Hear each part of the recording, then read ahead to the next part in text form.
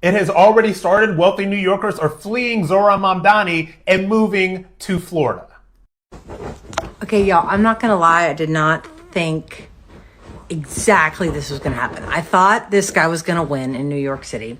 I thought that our market was going to pick up, but I didn't think it was going to happen like the next morning. I'm like, okay, my sellers, like, settle down. I don't think they're just going to come, racing down and, from New York City, but it's, I don't know. I don't even know what time it is, 3 or 4 o'clock. I've literally been on the phone since 7 a.m., nonstop back-to-back calls. I had showings scheduled for listings that haven't had showings in a month.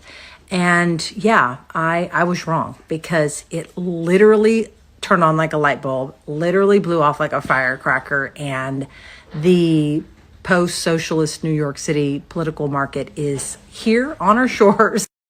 So this is what everybody said when Zohran Mamdani was coming up. They said that a lot of the money and a lot of the wealth will leave New York City because wealthy people are not going to stick around for socialism and communism. Let me tell you something. What is happening in New York City with the election of Zohran Mamdani is it's not just a bad thing for New York City. It is a terrible, catastrophic thing for everything that makes New York City great. Not only the money that keeps it moving, but also people's sense of feeling safe. They're all fleeing to Florida like we told you they would. And this is not something that just is not going to have a detrimental effect on New York City. The leftists and the socialists that just hate the wealthy and they just hate wealthy people and all that stuff, like, what do they think is going to happen when money and capital and all of these resources just leaves New York City? Do they think that Mamdani is really going to tax the billionaires a million? Like, it is so pre-K level economics. And a lot of these young leftists do not understand that the people that are the multimillionaires and billionaires, they go through so many tax loopholes. I mean, think about what President Trump said. He was like, he paid $0 in taxes because they have the most excellent accountants.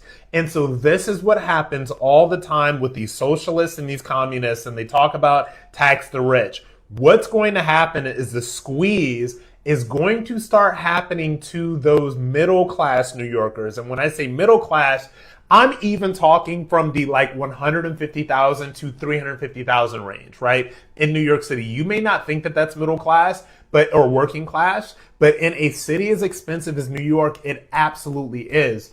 And those people who maybe they're first generation, maybe they're making, like I said, $150,000 to $400,000 a year, they are not sitting on generational wealth.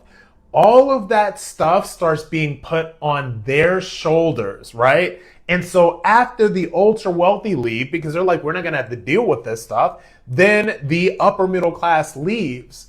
And that's when things start becoming dangerous. And New Yorkers are certainly about to find out.